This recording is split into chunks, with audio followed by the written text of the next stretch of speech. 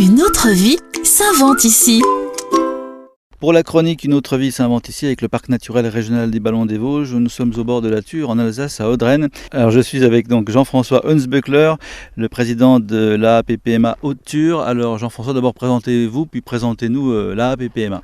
Alors effectivement, je suis président depuis un peu plus de 10 ans maintenant. Notre association existe depuis 1970 et au plus fort de son existence, donc avant la crise sanitaire que tout le monde connaît, nous comptions plus de 650 adhérents. Alors vous protégez le milieu aquatique de la Thur. Comment est-ce que l'association s'y prend-elle ?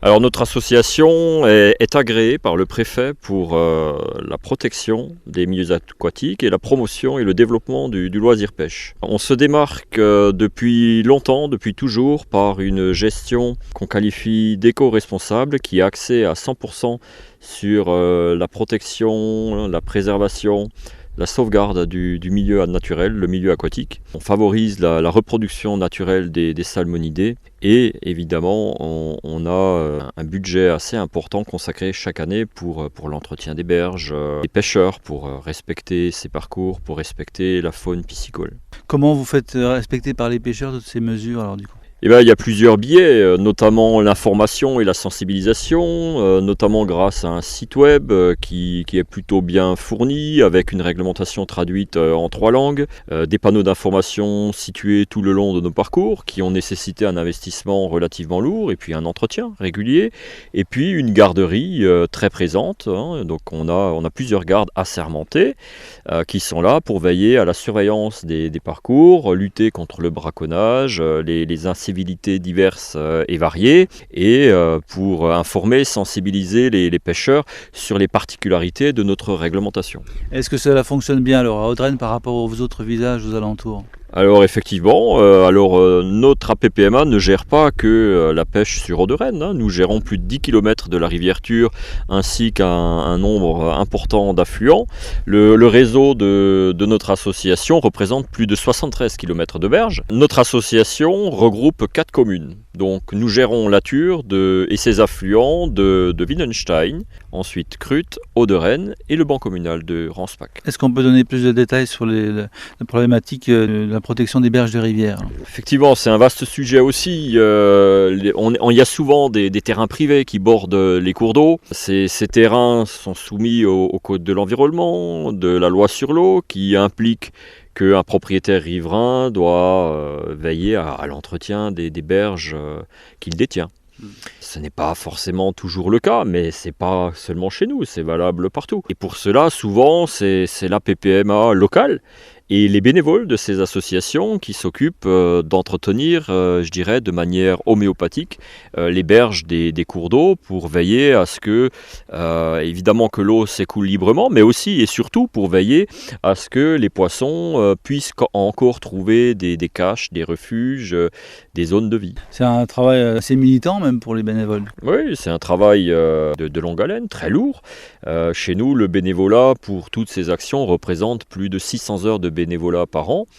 Et comme je viens de le dire, ces gens-là le font vraiment par passion et non pas en échange d'une rémunération. C'est ce qui a dicté ces choix de ces mesures pour protéger le milieu naturel à l'époque ? La nécessité de préserver la ressource et le patrimoine que nous ont transmis nos anciens. On a la chance d'avoir ici sur le bassin versant une population de salmonidés, notamment et principalement de la truite fario, remarquable en termes de densité, et puis ce sont des poissons magnifiques qui méritent d'être protégés et de ne pas être pillés. Aujourd'hui, la ressource s'épuise pour diverses raisons, que ce soit la pollution, le braconnage, les sécheresses répétitives, le mauvais entretien, etc. Et raison de plus pour protéger ce patrimoine. Avec la PPMA, vous faites de la reproduction ? Pas du tout. Non, on est absolument contre les réempoisonnements. Ça fait plusieurs décennies qu'on n'introduit pas de poissons dans la rivière. Parlons maintenant, pour continuer, du fil conducteur de l'association. Nos missions, nos engagements restent les mêmes depuis la création de l'association. D'année en année, les choses se sont amplifiées, je dirais, au gré des différents mandats, des différents présidents qui ont piloté, je dirais, l'association, mais le fil conducteur est toujours le même, c'est la protection des milieux aquatiques et la promotion et le développement du loisir pêche. Ces dernières années, on a mis l'accent sur le développement de notre école de pêche. L'intitulé exact, c'est Atelier Pêche Nature. Et encore une fois, avant la crise sanitaire qu'on connaît, notre école de pêche comptait plus de 145 jeunes. Et c'est important également de développer la transmission pour que les futurs pêcheurs soient aussi respectueux. C'est primordial pour transmettre toutes ces valeurs simples de la vie et puis la nécessité de protéger notre milieu aquatique et notre ressource. Ça passe par la formation et l'éducation des plus jeunes. Alors, il faut aussi souligner que la PPMA de la Haute-Thur est un équipement particulier et le seul et unique en Alsace. Effectivement, depuis maintenant quelques années, depuis fin 2019, nous avons, après avoir longuement milité pour l'obtenir, obtenu un agrément de la préfecture pour réaliser des pêches électriques de sauvetage. Pour ce faire, la Fédération de pêche du Haut-Rhin nous a doté d'un équipement complet et en parallèle, nous avons réussi à décrocher une subvention, une enveloppe assez importante de la région Grand Est qui se porte à 8 000 € pour compléter cet équipement. En quoi consiste alors la pêche électrique de sauvetage ?